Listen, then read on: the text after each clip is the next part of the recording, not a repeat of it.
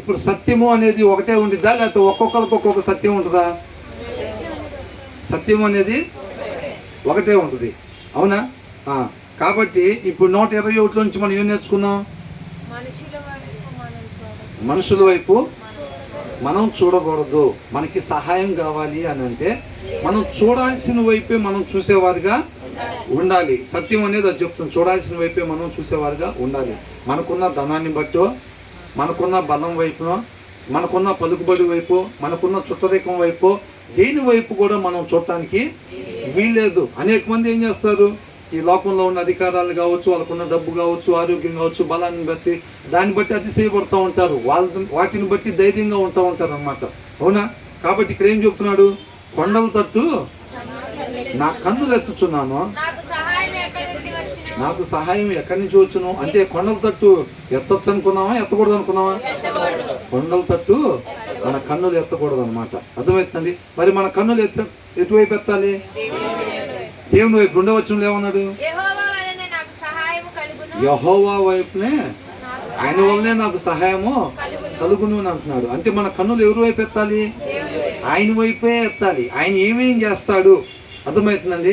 ఆయన వైపు కాకుండా మనం మిగతా వైపు ఎటు చూసినా సరే ఈ కింద ఉన్న వచనాలు ఏవేవైతే వస్తాయో అంటున్నాడు, ఎవరి దగ్గర నుంచి కూడా మనకి రావు. కింద వచనాలు ఏమంటున్నాడు ఒకసారి స్పీడ్గా చదవండి. మనం ఆత్మీయంగా మన పాదాలు తొట్టిల్లిపోకుండా ఏ సహోదరుడన్నా చేయగలుగుతాడా?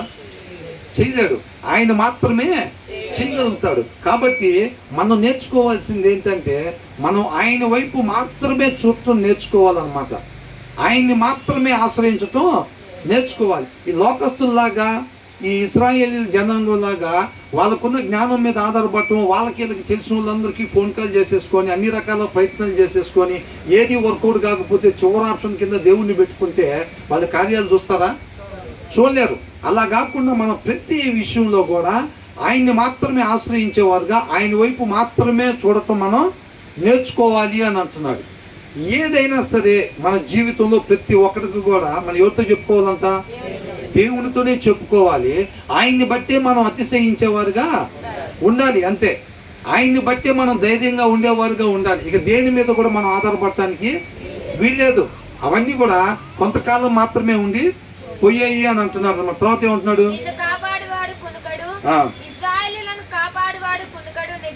ఇక్కడ కొనకుండా నిద్రపోకుండా ఉండే వాళ్ళు ఎవరు ఉన్నారా? ఏ అధికారి అయినా ఉన్నారా? ఎంత పెద్ద పోస్ట్ అయినప్పటికీ కూడా మరి వాళ్ళ మీద మనం ఆధారపడితే ఎలా ఉంటుంది పరిస్థితి, అవునా? చాలా మంది ఎంతో డబ్బు సంపాదిస్తారు. అమ్మ వాళ్ళు తెలిసిన వాళ్ళు ఉన్నారులే మనకి, మన బాబాయో, పెదనాన్నో, పెద్దమ్మో బాగా డబ్బున్న వాళ్ళు ఉన్నారు, ఏదైనా ఆపు చూస్తే వాళ్ళు చూసుకుంటారు. వాళ్ళ మీద ఇన్కమ్ ట్యాక్స్ రేట్లు జరిగినాయి అనుకోండి, ఉన్న ఆస్తులు మొత్తం ఒక్కసారి ఏం చేస్తారంటే సీజ్ చేస్తారనమాట. వాళ్ళు కూడా వాటిలో రూపాయి కూడా వాడుకోవటానికి ఉపయోగపడదు. ఇక వాళ్ళు మనకేం సహాయం చేస్తారు? చేస్తారా? చేయలేరు. కాబట్టి మనం యెహోవా వైపు మాత్రం ఎల్లప్పుడూ చూసేవారుగా ఉండాలి అని అంటాడు. 123 చదవండి ఒకసారి. అంటే ఎవరు? దేవుడి వైపు, అవునా? ఎవరి వైపు ఎత్తుతున్నారంట?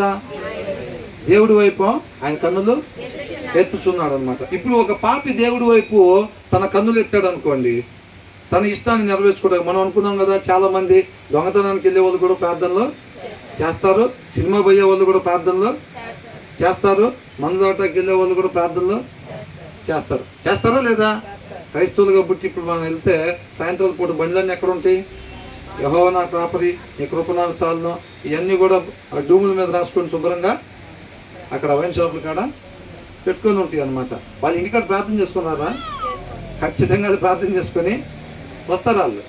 అర్థమవుతుందండి? దేవుడు ఎవరు ప్రార్థన ఆలకిస్తాడు అంటున్నాడు? నీతిమంతుల ప్రార్థన కొరకంతా ఆయన సమాధానం ఇవ్వటానికి ఆయన చెవులు రెడీగా ఉంటాయి అంట. అర్థమవుతుంది? కాబట్టి ఇక్కడ ఏమంటున్నాడు? ఆకాశం మందు ఆసీనుడైన వాడా, నీ తట్టు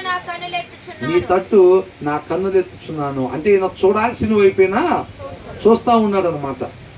కాబట్టి ఈయనేమంటున్నాడు? నా ప్రార్థనని ఆలకించేవాడిగా దేవుడు ఖచ్చితంగా ఉంటాడు. దాని నుంచి జవాబు ఎవరు పొందుకోవటానికి ఆశపడాలి? నీతిమంతులుగా ఎవరైతే ఉంటారో వాళ్ళే దేవుడి దగ్గర నుంచి జవాబు పొందుకోవటానికి ఆశపడేవారుగా ఉండాలి. తర్వాత ఏమంటున్నాడు? ఇప్పుడు అంటే ఒకవేళ దుష్టుడు అక్కడి నుంచి పొందుకోవటానికి లేదా? దేవుడి దగ్గర నుంచి జవాబుని దుష్టుడు పొందుకోవటానికి లేదా? ఉందా? ఏమైనా అవకాశం ఉందా? ఏమైనా అవకాశం ఉందా లేదా? ఎప్పుడు పొందుకోవచ్చు? దేవుడు అలాంటి వాళ్ళకి పర్మిషన్ ఇస్తాడా? ఎప్పుడు ఇస్తాడు? మరి వాళ్ళ సమాధానం ఎప్పుడు పొందుకోవచ్చు?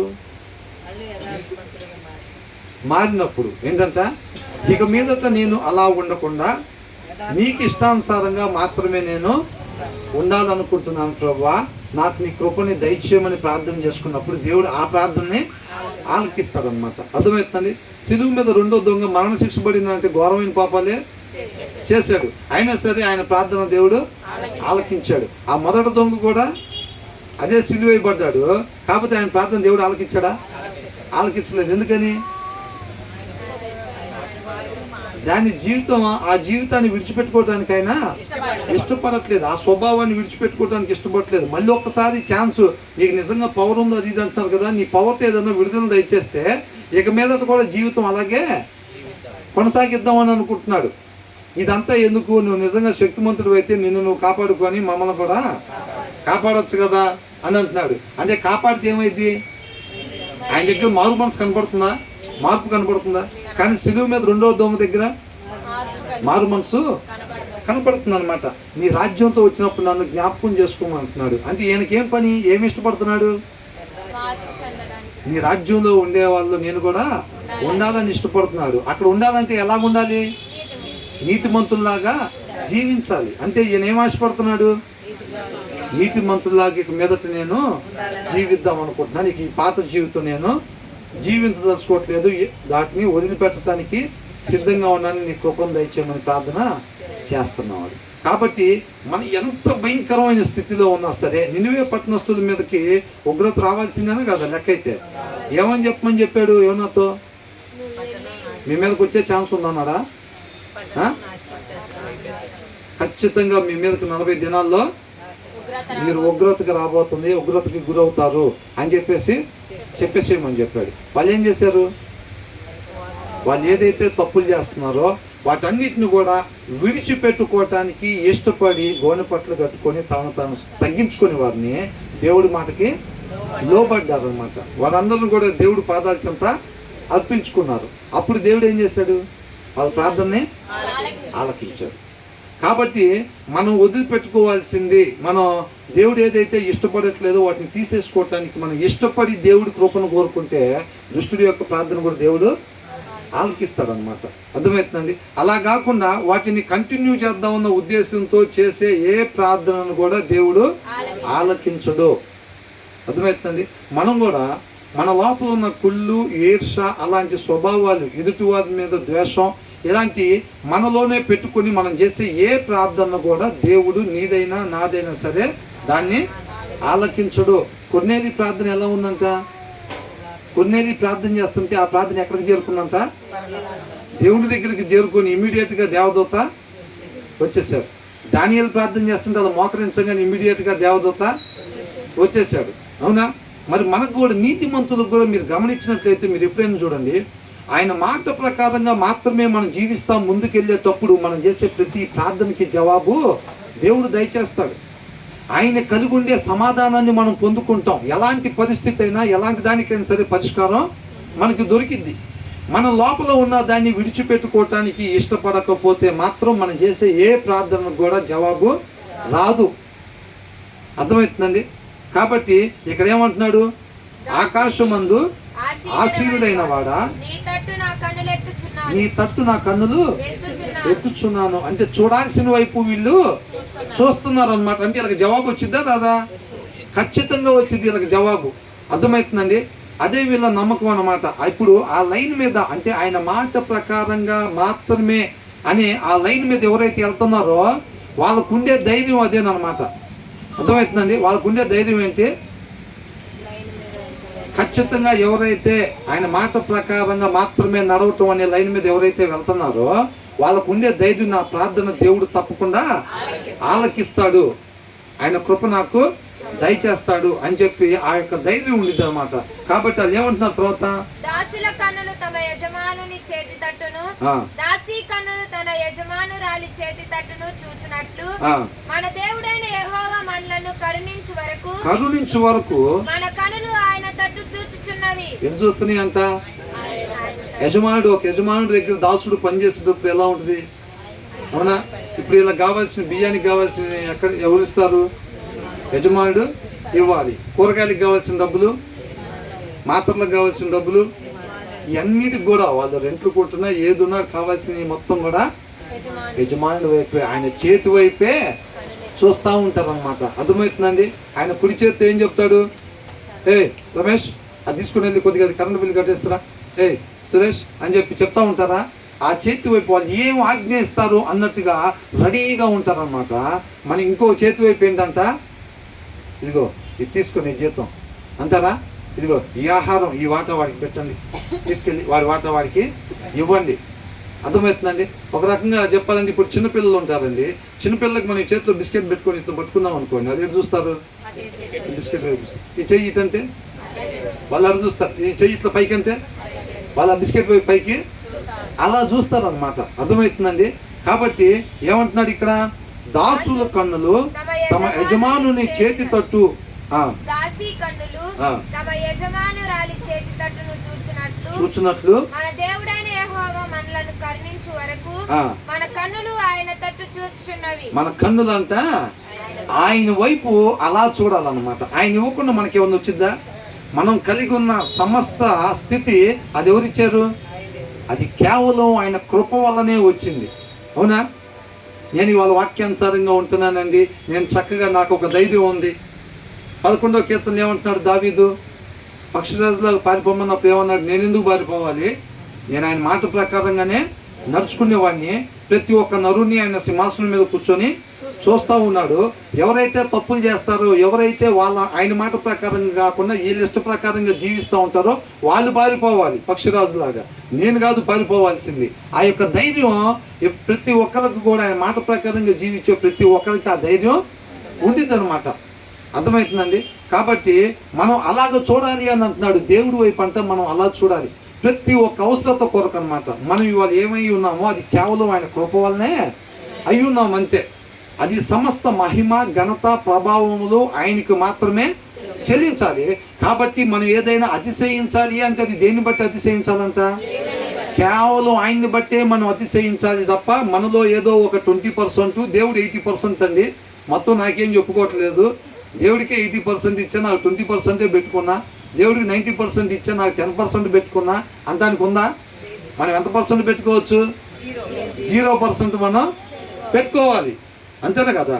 కేవలం ఆయన కృప వల్లనే నేను ఇవాళ ఈ స్థితిలో ఉన్నాను అని చెప్పి సమస్త మహిమ ఆయనకు మాత్రమే చెల్లించాలి. వాక్యంలో నుంచి ఉన్న మాట, ఈ భూమి మీద ఏ నరుడు కూడా అంట దేవుడు లేకుండా మంచి అనేది చేయలేడు. అది ఎవరైనా, ఏ కుటుంబస్తుడైనా, ఏ కులపస్తుడైనా, ఏ మతమస్తుడైనా సరే. అర్థమవుతుందండి? కాబట్టి మనం ఆయన్ని బట్టి అతిశయించాలి. ఆయనకి మాత్రమే సమస్త మహిమ ఘనత ప్రభావం ఎల్లప్పుడూ చెల్లించాలి. ఆయన వైపు మనం ఎలా చూడాలంట? దాసులు యజమానుల వైపు ఎట్లాగైతే చూస్తారో, ఆ చేతితో ఎట్లయితే చూస్తారో, మనం దేవుడి వైపు ఆయన కరుణించే అంత వరకు ఆయన వైపే మనం అలాగా చూస్తూ ఉండాలన్నమాట. ఇంక వేరే వైపు ఎటువైపు చూసినా సరే మనం నేర్చుకోవాల్సింది ఉంది. ఆ నేర్చుకునే దాని నిమిత్తం మనం ఎటువైపు చూస్తున్నామో, దేన్ని బట్టి ధైర్యం కలిగి ఉంటున్నామో అది మనకు లేకుండా చేస్తాడు దేవుడు. అంతేనా? నీకు ఇష్టమైంది ఏంటంట కావాలి దేవునికి. మనం చూడాల్సిన వైపు చూసేటట్టుగా ఆయనే మనల్ని నడిపిస్తాడు. ఆ తర్వాత ఏమంటున్నాడు? యెహోవా అధిక తిరస్కారం పాలైతిమి, అహంకారుల నిందయు గర్విష్ఠుల తిరస్కారమును మా మీదకి అధికముగా వచ్చినది. వాక్యానుసారంగా ఉండే వాళ్ళకి కలిగేది ఏంటంటే ఇక్కడ సుఖభోగాల, నిందలు, అవునా? ఆ తర్వాత అవమానాలు, శ్రమలు, ఇవేనా కదా వాక్యానుసారంగా నడుచుకునే వారికి. యేసుక్రీస్తు వారికి ఏమొచ్చింది? 14 శాలువాలు కప్పటం, పూల మొక్కలు ఇయటం, అదేనా? యేసుక్రీస్తు వారు 33 సంవత్సరాల జీవితం మొత్తం అదేనా? ఎక్కడ పట్టినా కానీ ఫోటోలు దిగటం, శాలువాలు కప్పటం, బొకేలు తీయటమేనా? అంతేనా కదా? కాబట్టి ఆయన తండ్రి మాట ప్రకారంగా మాత్రమే వెళ్తాడు. ఈయనకనేది ఒక సొంత ఇష్ట ప్రకారంగా ఎక్కడ కూడా వెళ్ళడు. ఆయన ఇష్ట ప్రకారంగా మాత్రమే మనం వెళ్తాడు. కాబట్టి మనం అందుకని ఆయన్ని పోలి నడుచుకోవాలి. మన జీవిత విధానం ఏంటంటే వాక్యాన్ని అనుసరించటమే మన జీవిత విధానం కావాలి తప్ప ఇంకొక విధానం ఉండటానికి వీల్లేదు. మన మాట ఎలా ఉండాలి? వాక్య సారాంశంలో నుంచి ఎలా ఉండాలి మన మాట అంటున్నారు అలాగే ఉండాలి. మన చూపు ఎలా ఉండాలి? వాక్య సారాంశంలో నుంచి మన చూపు ఎలా ఉండాలి అంటున్నారు అలాగే ఉండాలి. మన ప్రవర్తన అలాగే ఉండాలి. అంతే తప్ప వేరొక విధానం మన జీవితంలో ఉండడానికి వీల్లేదనమాట. తర్వాత ఏమంటున్నారు? కాబట్టి మనకి శ్రమలు వచ్చినాయి అంటే మనం సరిగ్గా లేమేంటని యోబులాగా మిస్అండర్స్టాండ్ చేసుకోవటానికి వీలు లేదు. నేను నీతిమంతుని, నేను మంచి మార్గంలో వెళ్తుంటే నాకు శ్రమలు వచ్చినాయి ఏంటి అని అంటే కాదు. మన సంపూర్ణతలోకి నడిపించబడటం కోసం మనకు శ్రమలు వస్తాయి. యథార్థంగా ఎవరైతే ఉంటారో, నీతిమంతులుగా దేవుడి మాట ప్రకారం ఎవరైతే ఉంటారో వాళ్ళకి శ్రమలు అధికంగా వస్తాయి అంట. ఆ అధికంగా వచ్చిన ప్రతి సమస్య నుంచి ఆయన విడుదలని దయచేస్తాడు అని అంటున్నాడు. అంతేనండి. యేసుక్రీస్తు వారు వెళ్ళిన మార్గంలోనే మనల్ని కూడా నడిపిస్తాను అని అంటున్నాడు. కాబట్టి ఏమంటున్నాడు? యెహోవా మేము అధిక తిరస్కారమును అంటే గౌరవం లేకుండా బతుకుతాం. ఇప్పుడు మనల్ని ఏం చేస్తారు? ఈ లోకంలో మన స్థితి ఏంటి? ఈ లోకంలో మన పరిస్థితి ఏంటి? తక్కువ కులం, తక్కువ మతస్థులు దొరికితే ఇట్లాగే ఎక్కడో దగ్గర యాక్సిడెంట్ల పేరుతో, అవునా? ఇట్లాంటివి మనకు గౌరవాలు ఉంటున్నాయా? లేదు. ఊరు బయట పెట్టటం, ఎక్కడ పోయినా అవమానం. డబ్బులు ఉన్న వాళ్ళదే రాజ్యం. మన దగ్గర ఉంటాయా? మన దగ్గర లోపల ఇంకొక ఆయన ఉంటాడు. ఎవరు? పరిశుద్ధాత్మ దేవుడు. నీకు 10,000 అవసరమైతే 20,000 రంగాలు ఏం చేస్తాడు? ఏంది ఇంకా ఇక్కడే ఉన్నావు? ఆ 10,000 తీసుకొని బయలుదేరు. చూపించా కదా గదం ద్వారా, అవునా? ఎన్నిసార్లు చూపించినా కానీ నేర్చుకునేది లేదా? 10,000 తీసుకొని బయలుదేరు. ఎవరెవరికి అవసరతలో ఉందో చూసి వాళ్ళకి తీసుకెళ్ళి పంచిపెట్టేస్తా అంటూ ఉండరు లోపల ఉన్నాయని, అవునా కదా? మనం దాని ప్రకారంగా వెళ్ళిపోవాలి అంతే. వాళ్ళకి లోపల ఎవరు ఉంటారా? ఉండరా? ఉండరా? ఉంటారు. వాళ్ళు ఏం చెప్తారు? లోపల పెట్టు, ఇంకో 10,000 తీసుకుంటా, పరిగెట్టు. ఏం నిద్రపోతున్నావు? ఓటీ చేసుకోవచ్చుగా. ఏందంట? ఓటీ చేసుకోవచ్చుగా. లేదైతే ఏమైంది? ఇక్కడికి వచ్చాను సేరు వదిలిచ్చేదేమో ఇంటికాడికి వచ్చి, అవునా? ఇది చేసుకున్నప్పుడు ఇంకో 10,000 ఇంకో 10,000 తీసుకొచ్చేయి. రాబోయే రోజుల్లో రేట్లు పెరుగుతూ ఉంటాయి, పిల్లలు ఇబ్బంది పడతారు. అయ్యేం సరిపోతాయి ఆ 25 లక్షలు? అయ్యేం సరిపోతాయి ఆ 75 లక్షలు అంటూ ఉంటాడు వాళ్ళ లాభంలో ఉన్నవాడు. మన దగ్గరేమో అవసరానికి మించి ₹1 వచ్చిందంటే ఎందుకు ఇంకా ఇక్కడే ఉన్నావేంది అని అంటాడు, అవునా కదా? కాబట్టి మనం పిలుచుకుందే దానికి శ్రమలు, నిందలు, అవమానాలు ఎదుర్కోతానికి అనమాట. కొంతకాలం అంటే మన శ్రమల్ని అనుభవించాలన్నమాట. తర్వాత దేవునితో పాటు యుగయుగాలు ఉంటాం. తర్వాత ఏమంటున్నాడు? మమ్మను కరుణింపుము. ఈ కీర్తన ఇవన్నీ కూడా 120 దగ్గర నుంచి 135 దాకా కూడా ఇవన్నీ కూడా ఏం కీర్తనలు? యాత్ర కీర్తనలు. అంటే ఇక్కడంతా చూసారండి, తీర్థయాత్రలు అంటారు కదా. అట్లా యెరూషలేము దగ్గరికి ఆ పండుగలు జరుపుకోవటానికి వచ్చిన యాత్రికులు ధ్యానించిన కీర్తనలు అనమాట ఇవన్నీ కూడా, అవునా? దేవుడు మహాకృపను బట్టి ఆయన మనల్ని ఒక్కొక్క విషయాల్లో సరి చేస్తూ ఉన్నాడు. ప్రార్థన ఏ రీతిగా చేయాలి, మన ప్రార్థనలు ఎలాగున్నాయి, మనం ఎలా పడితే అలాగుండి మనం చేసే ప్రతి ప్రార్థన దేవుడు ఆలకిస్తాడు అనుకుంటే మనం కేవలం మోసం చేసుకున్నట్టే అని చెప్పి దేవుడు మనకి తెలియపరుస్తూ ఉన్నాడు అనమాట. కాబట్టి మనం ఎటువైపు చూడాలంట? దేవుని వైపు మాత్రమే మనం చూసేవారుగా ఉండాలి. ఒక యజమానుడు తట్టు ఆ దాసుడు ఎలాగైతే చూస్తాడో మనం కూడా దేవుని వైపు అలాగా చూసేవారుగా. ఎప్పటి వరకు చూడాలంట? ఆయన మనల్ని కరుణించేంత వరకు మనం అలాగనే చూడాలి. అంతేనా?